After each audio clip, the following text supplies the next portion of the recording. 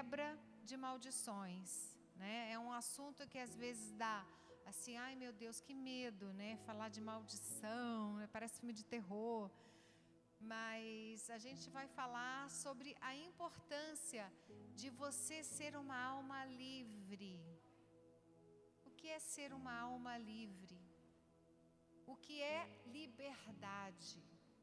A gente confunde, a gente como humanidade, né? Essa nossa sociedade confunde liberdade com fazer tudo que tiver vontade. Quem faz tudo o que quer é escravo do erro, é escravo de si mesmo, é escravo dos seus desejos, né? Então, a gente quer abordar essa questão e a gente vai falar especificamente sobre prisões e cadeias mentais. Quem já teve pensamento obsessivo? Levanta a mão que eu sei que tem. O melhor exemplo de falar sobre pensamento obsessivo é música chiclete. É ou não é?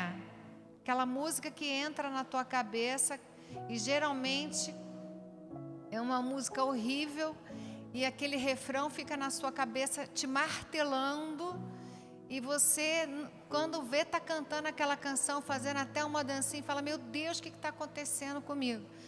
Então, nós somos, às vezes, presas fáceis no mundo espiritual.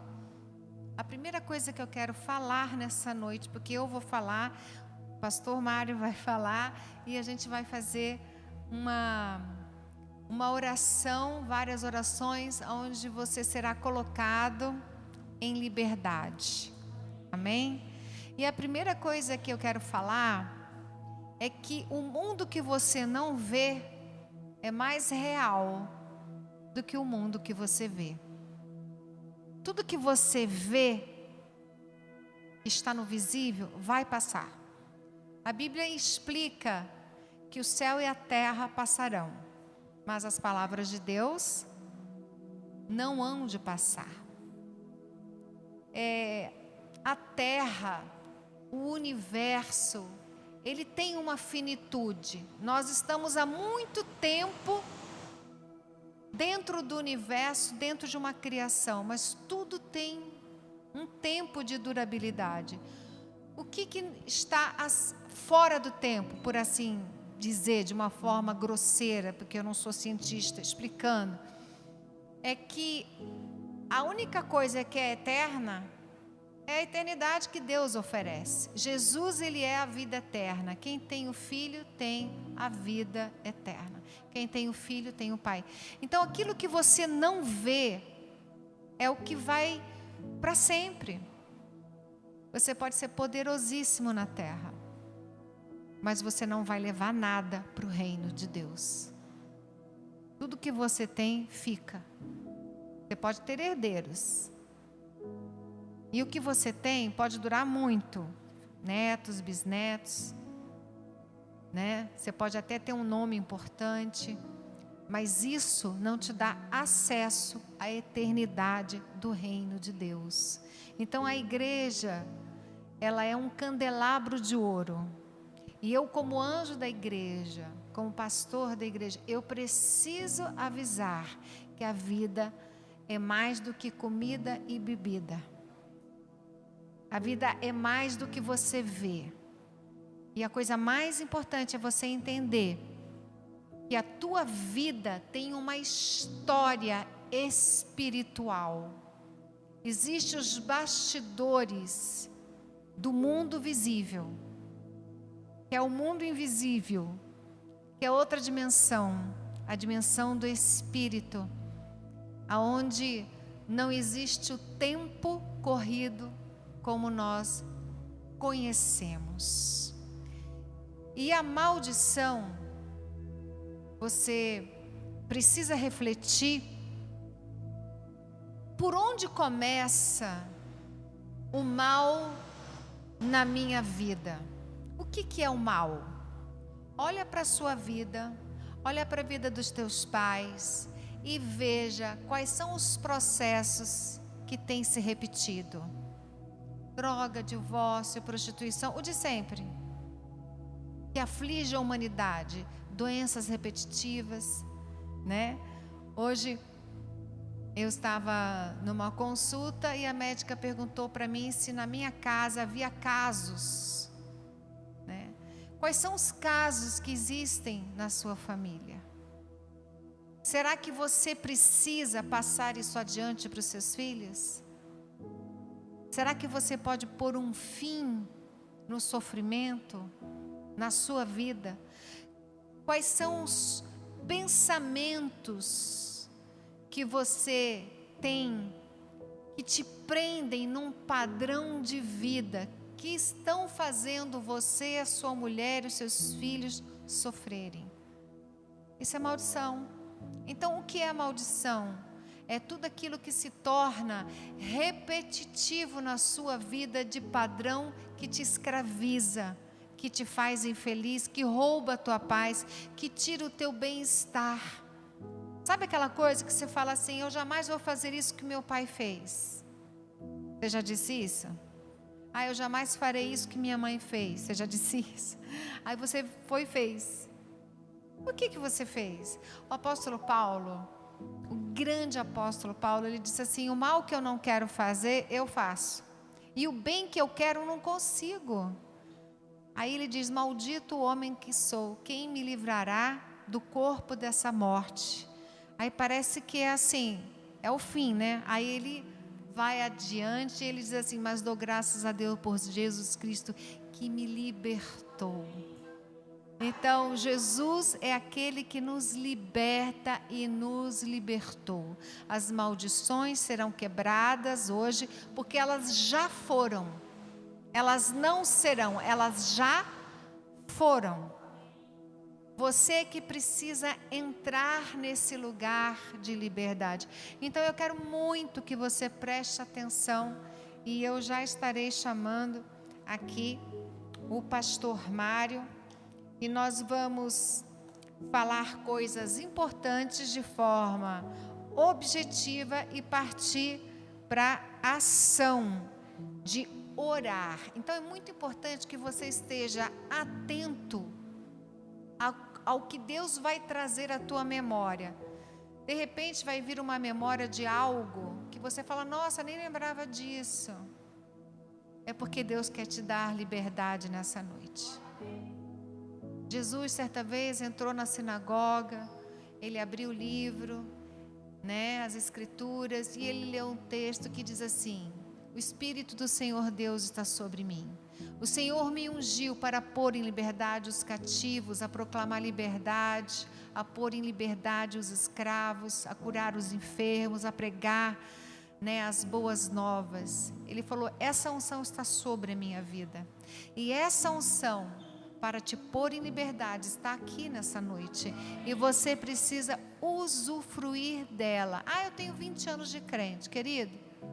No outro dia, Deus falou comigo de um padrão mental que eu estava presa, um medo, e eu tenho 40 anos de convertida, e sou bispa.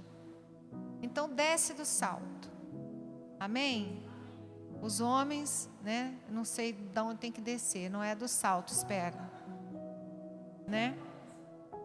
Mas você tem que descer desse pedestal. Pedestal fica melhor, né? Que aí é unissex. Então, nós temos que entender que a vida nossa é um processo, e de tempos em tempos Deus vai te mostrar coisas que você não vai gostar. Você vai ouvir coisas aqui na igreja que serão como um chute na tua canela. Chute na canela é o que mais dói, sim ou não? Não, não tem nada que doa mais do que chute na canela, não é? E Deus está chutando a tua canela, né? A Bíblia fala que a tristeza que o mundo produz no fracasso, no pecado, porque a pessoa enche a cara de droga, aí ela fica zen, sei lá, usufrui disso, mas depois vem a consequência, aí gera uma tristeza, e aquilo se repete na vida da pessoa, é uma escravidão. Estou dando esse exemplo porque ele é clássico. E aí ela entra numa profunda tristeza, porque ela gostaria de ser diferente e não está conseguindo. A Bíblia fala que essa tristeza produzida pelo mundo gera morte. O que está gerando morte no teu casamento?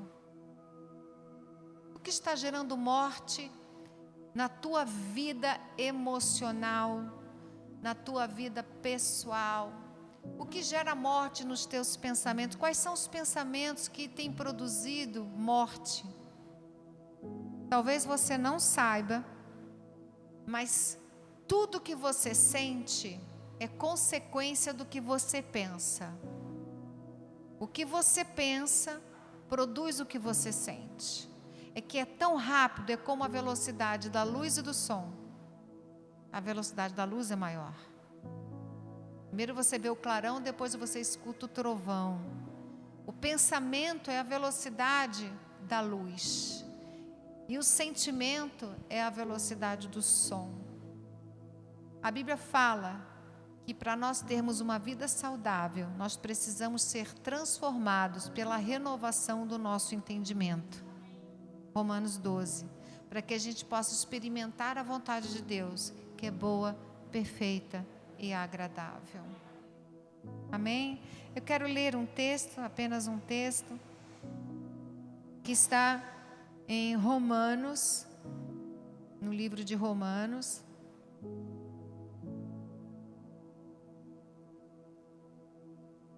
Só um instantinho, que meu celular, ele embirrou aqui. Romanos 6, versículo 1 diz assim: que diremos, pois? Permaneceremos no pecado? O que é pecado? Pecado é toda injustiça. Seja pensamento, seja sentimento, seja uma atitude, se for injusto. Todo pensamento que não corresponde à verdade de uma situação ou sobre alguém é injustiça, e toda injustiça é pecado. Para você ter um entendimento real do que é pecado. A Bíblia fala, em 1 João 5,17, que toda injustiça é pecado. Então o que é pecado? Pecado não é só matar, roubar, adulterar, não. Pecado é toda injustiça, matar, roubar. Olha os 10 mandamentos. Os 10 mandamentos. Ali tem toda uma lista onde ramifica para toda uma gama de injustiças que nós cometemos. Às vezes, inconscientemente, você não sabe que está sendo injusto, mas está com você. Quantas vezes você já foi injusto com você mesmo? Com o teu próximo, Então, que diremos, pois? Permaneceremos na injustiça, no erro, no fracasso, no vício, na rejeição, na angústia, no ressentimento, na amargura, no trauma, no preconceito, no racismo? Nós continuaremos essa injustiça que meu pai viveu, meu avô viveu, continuaremos uma história, uma repetição de fracasso em casamento, fracasso emocional, continuaremos nisso para que a graça de Deus seja abundante? Olha que pensamento equivocado. De modo nenhum, disse o apóstolo Paulo. Como viveremos ainda no pecado, nós, os que para ele morremos? Você morreu para o pecado. Isso dá uma outra pregação, não é agora. E aí então no versículo 6 diz assim: sabendo isso, que foi crucificado com ele o nosso velho homem. Essa velha pessoa que você às vezes carrega com a nova pessoa que você é, te faz ser bipolar na fé. O velho homem, ele foi crucificado com Jesus. Quero ouvir um amém. Ah, não estou entendendo. Frequenta os cultos que tu vai entender. Amém? Tudo é um processo. Para que o corpo do pecado seja destruído e não sirvamos mais ao pecado como escravos. Quem faz o que quer é escravo. Quem faz o que é certo é livre. Você consegue entender isso que eu estou falando? Quando você não consegue dizer não para você mesmo, você é um escravo. Quando você não tem domínio, você é dominado. Quando você não governa, você é governado. Quando você não consegue escolher a bênção, é porque você está escravizado. Você entende o que eu estou falando? Então eu estou te dando um panorama para a gente entrar com um chute na canela, amém? Ora, nós já morremos para Cristo, vai falando, com Cristo, né? Aí versículo 12. Não reine, não prevaleça na sua vida o pecado no vosso corpo mortal. Você é um mortal. O pouco tempo que você tem aqui na terra, você vai viver de forma escravizada ou você vai viver de forma livre? Você está na igreja para viver de forma livre. Foi para a liberdade que Cristo nos chamou. Não predomine o pecado no vosso corpo mortal de maneira que obedeçai às suas paixões. O que te descontrola? O que mexe com as tuas entranhas? O que te leva para práticas ruins? E aí ele vai falando, 14, porque o pecado não terá domínio sobre vós, pois não estáis debaixo da lei, e sim da graça. Versículo 17, mas graças a Deus, porque outrora escravos do pecado, contudo viestes a obedecer, diga obedecer, de coração, a doutrina. E uma vez libertados do pecado, fostes feitos servos da justiça. Agora, pois, 22, libertados do pecado, transformados em servos de Deus, tendes o vosso fruto para a santificação. E por fim, o quê? 23, eu encerro aqui, e o pastor Mário já pode vir chegando. Pastor Mário, pode vir aqui à frente já. Olha o que o versículo 23 diz, e isso é sério. Tudo que você faz sem entendimento não tem valor. Não tem valia. Tudo que você faz entendendo tem um resultado quântico. Amém? Aqui diz assim, o salário de quem trabalha com a injustiça é a morte.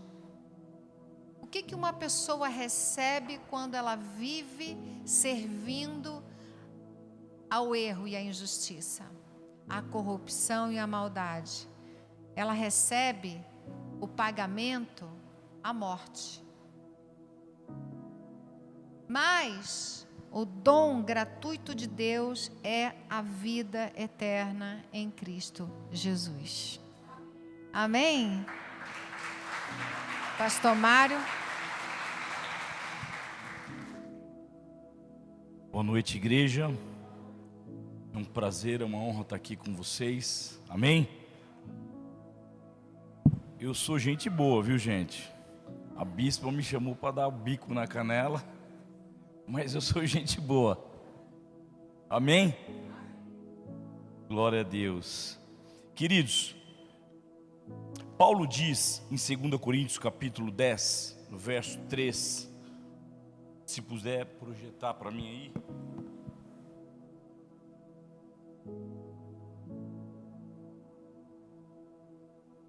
Porque embora andemos na carne, não lutamos segundo a carne.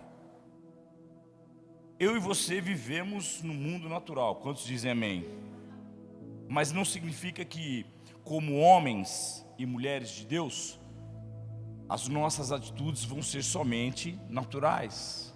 A Bíblia diz que nós somos forasteiros nessa terra, estrangeiros.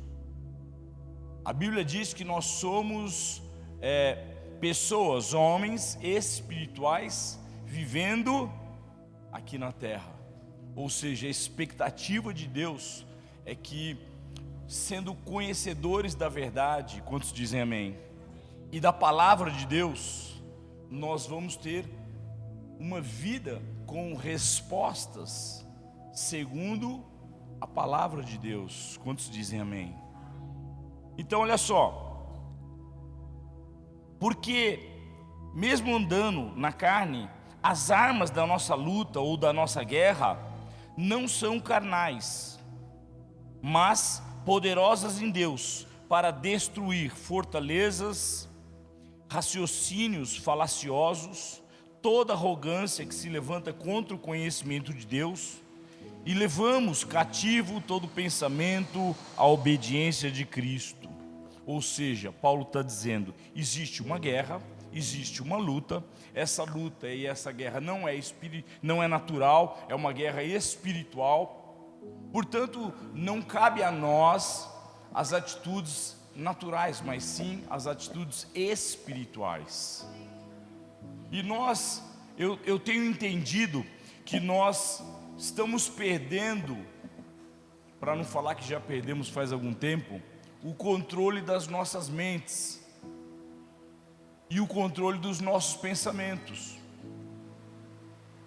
porque vivemos debaixo de uma influência nociva, insistente, agressiva o tempo todo.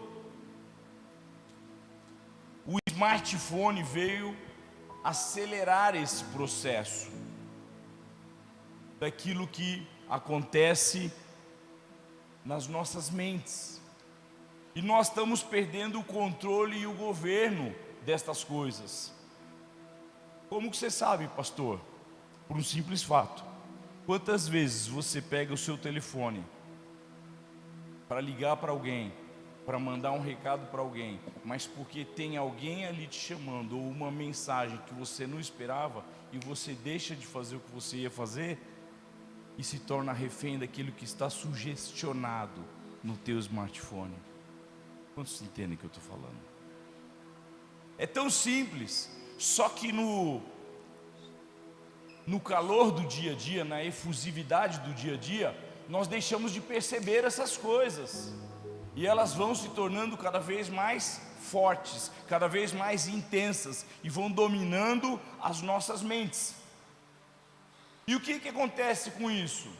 Isso vai gerando bloqueios, pensamentos enganosos, mentirosos, e eu vou explicar como funciona isso, que às vezes você passa a acreditar neles, e você costuma viver aquilo que você acredita. Quantos entendem?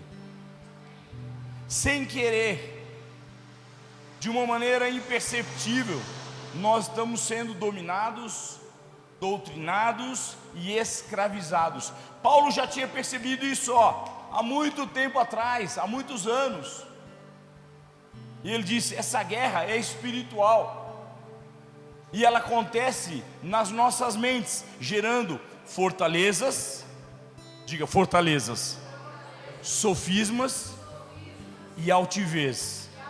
E eu vou explicar para você o que é isso.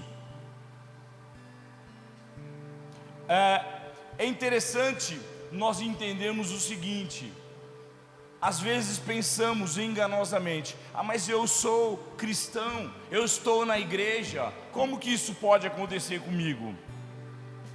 Eu vou te explicar. O poder é de Deus. Quantos dizem amém? A glória é de Deus, mas a guerra é tua. Somos nós que temos que nos posicionar, somos nós que temos que entender o que está acontecendo. Paulo diz que existe uma guerra, espiritual, uma guerra entre a carne e o espírito.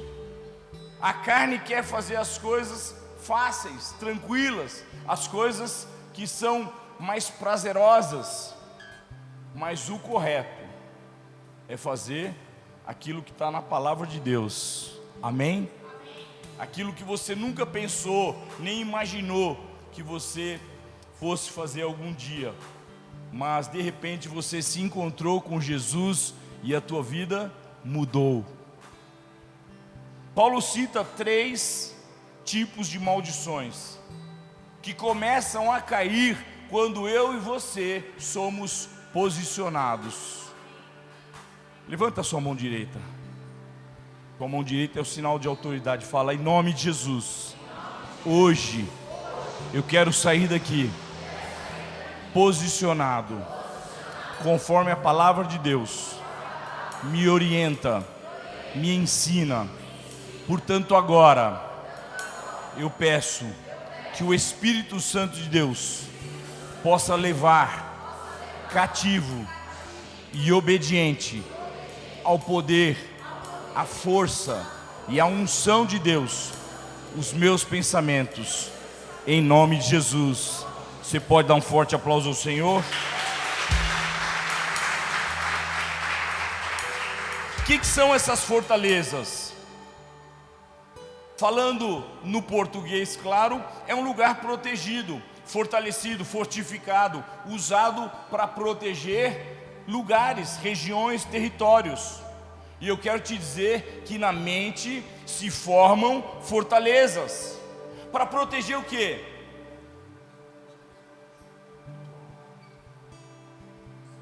Para proteger o quê? Teus pensamentos, teus argumentos. É como se fosse uma blindagem, um lugar de refúgio ou de autodefesa que segura, trava e impede que os nossos pensamentos sejam os pensamentos de Deus.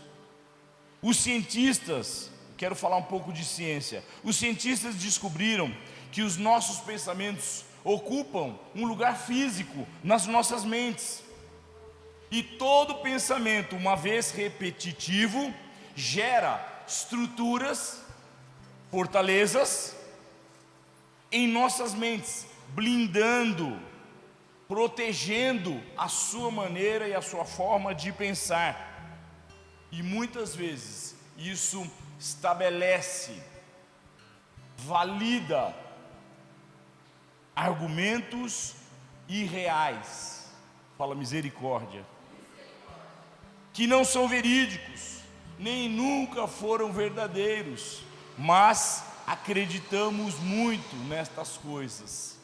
Por exemplo, quando temos uma decepção, uma tristeza, ou uma alegria, um prazer, ou passamos por uma perda, uma dor, sentimentos gerados através das nossas experiências de vida, registros ficam armazenados nas nossas mentes, pensamentos daquelas circunstâncias, ou ligados àquelas circunstâncias, e toda vez em que nós voltamos nestes mesmos pensamentos, voltamos a sentir as mesmas dores e as mesmas emoções, tristezas, decepções que anteriormente já vivemos. Uma neurocientista cristã chamada Carolyn Lees, ela afirma que a escolha é real, que eu e você temos o direito do livre-arbítrio. Quantos falam amém? Eu tenho uma palavra que eu desenvolvi sobre o livre-arbítrio, e um dia eu vou vir pregar aqui sobre isso. E eu entendi que o livre-arbítrio só tem quem está em Cristo Jesus. Por quê? Porque se você está fora de Cristo, você está na mentira, você está no mundo irreal. E nesse mundo irreal não tem verdades. E se não tem verdade, o teu livre-arbítrio provavelmente está equivocado. Quantos entendem isso? E essa cientista, ela entendeu, debaixo de pesquisas, que nós temos o direito à escolha, que o livre-arbítrio é um direito de cada um de nós. Porém, isso só pode acontecer quando eu saio fora de mim mesmo e vou consultar os meus pensamentos em Deus. Quantos dizem amém? Toda vez que eu saio de cena e o meu eu fica subjugado pela vontade do Senhor, e eu deixo prevalecer prevalecer, predominar a vontade de Deus na minha vida, eu estou escolhendo da maneira correta, porque eu estou escolhendo debaixo da verdade absoluta, soberana, única, singular, imutável, real.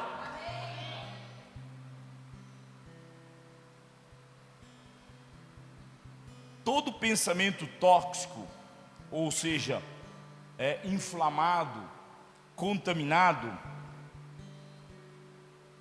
ele prejudica os nossos pensamentos positivos. E isto traz uma resposta neuroquímica, e mudanças estruturais acontecem dentro do nosso intelecto, roubando a paz,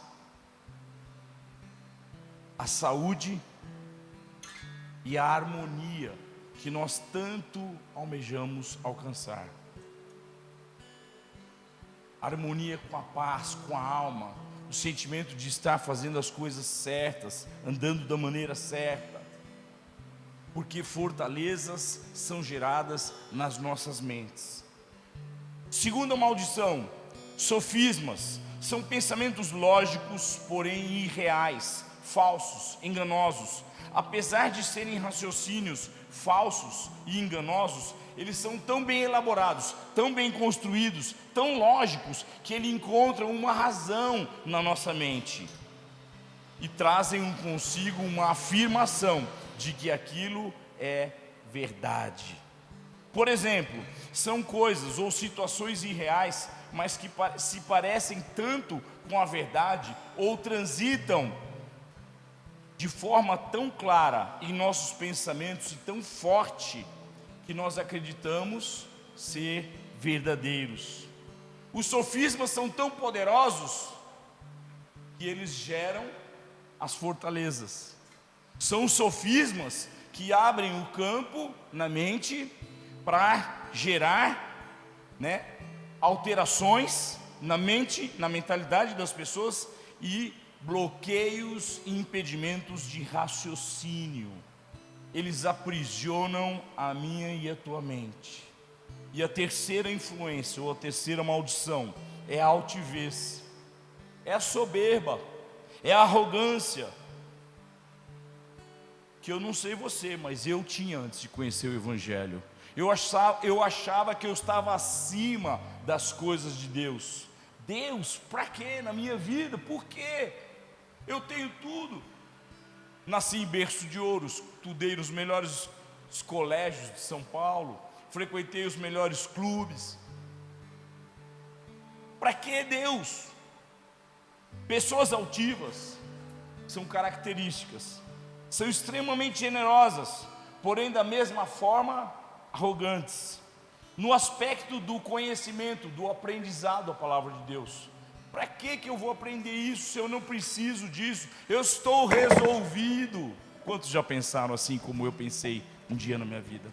Eu achava que eu estava resolvido. Eu achava que com 40 anos eu não ia precisar de mais nada, nem de ninguém, nem trabalhar. Mas Deus me ensinou que não só de pão viverá o homem, mas sim de toda palavra que procede da boca do Senhor. Uma mente arrogante se considera superior ao conhecimento, aos ensinamentos, às lições e à influência que a palavra de Deus traz sobre nossas vidas. Despreza o ensino, a cultura a ser aplicada. E aí a pessoa não se torna então vulnerável para ser influenciada pelo poder e pela palavra de Deus, e deixa de experimentar o melhor desta terra. Fala misericórdia. Essas maldições dominam a mente, os pensamentos do homem, do ser humano.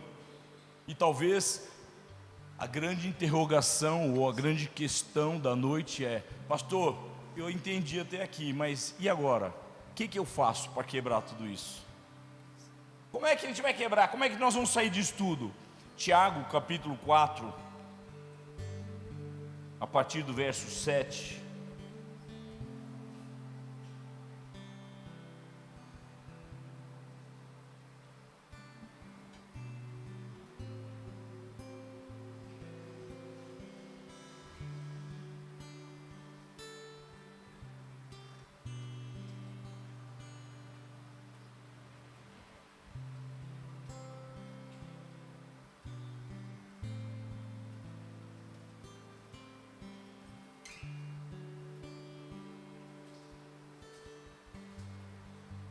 Diz assim: portanto, sujeitem-se a Deus, resistam o diabo, e ele fugirá de vocês.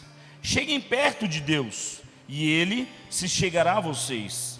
Limpem as mãos, pecadores, e vocês que são indecisos, purifiquem o coração. Reconheçam a sua miséria, lamentem e chorem, que o riso de vocês se transforme em pranto, e que a alegria de vocês se transforme em tristeza. Humilhem-se diante do Senhor, e Ele os exaltará.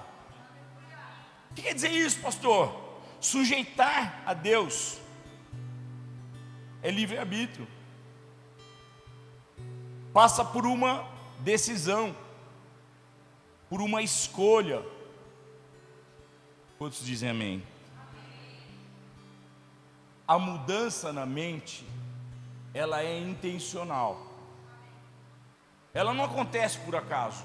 Ela acontece debaixo de uma influência. Quando eu decido, quando eu faço a opção, quando eu tomo uma posição de andar em novidade de vida, que é o que Cristo nos propõe. Agora, como é interessante entender, uma decisão racional demora de 7 a 10 segundos para começar a surtir efeito nas nossas vidas. 7 a 10 segundos é muita coisa, não é? Parece que não é 7 segundos, mas é muita coisa. Todo raciocínio, ou toda decisão, do menor ao maior, demora de 7 a 10 segundos para ter uma resposta. Agora, uma decisão emocional, para acontecer nas nossas vidas, ela demora 0,25 segundos, 1/4 de segundo. Sabe quando eu e você temos aquela explosão?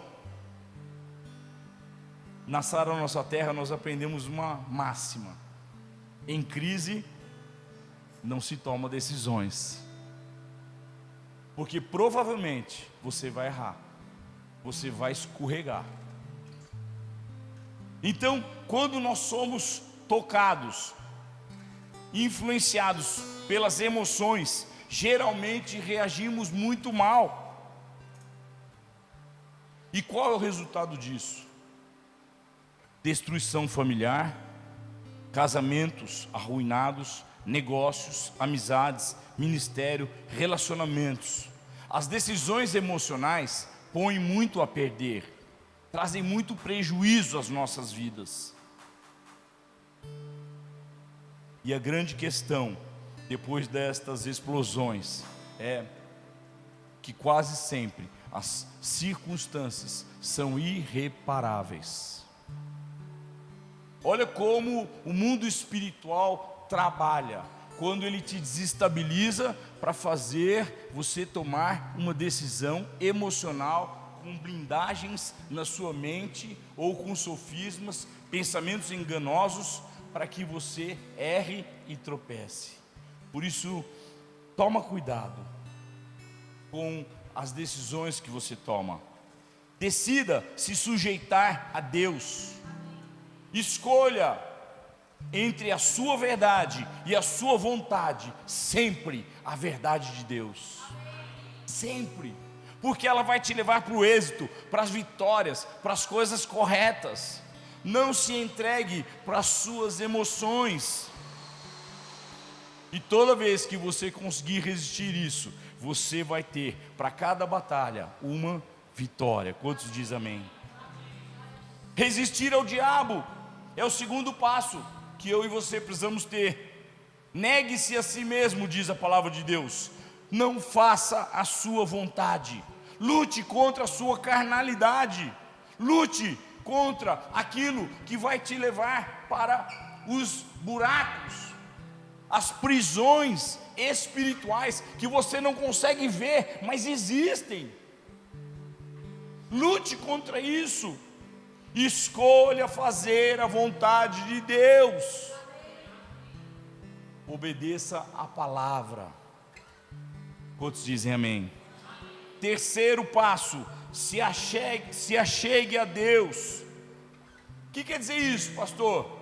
Faça movimentos para as coisas de Deus, pelas coisas de Deus, se envolva com as coisas do reino, cultos, reuniões, estudos, IV, célula, participe de uma célula, participe do IV, participe dos treinamentos, participe dos acampamentos.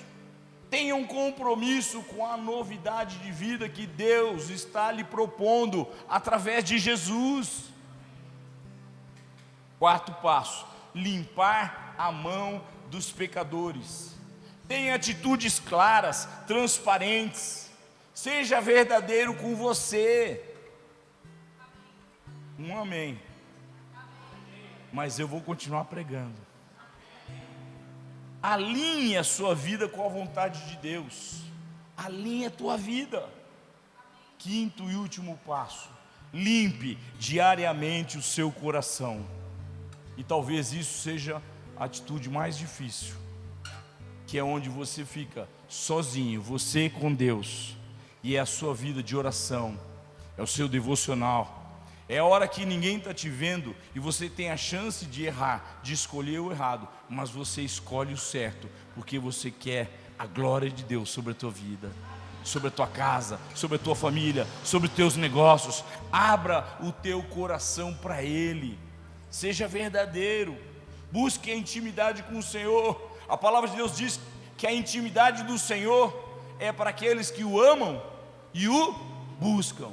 Mas pastor, uma vez por semana eu vou para a igreja. E o resto do tempo? Para onde você vai? O que você faz? Quais são os pensamentos que transitam aí e que te influenciam o tempo todo para você fazer coisas erradas, coisas que vão te aprisionar espiritualmente? Jesus disse: conhecereis a verdade vos libertará. E os discípulos perguntaram para Jesus: mas Jesus, eu não estou preso. Você não está preso aqui no mundo natural e no mundo espiritual.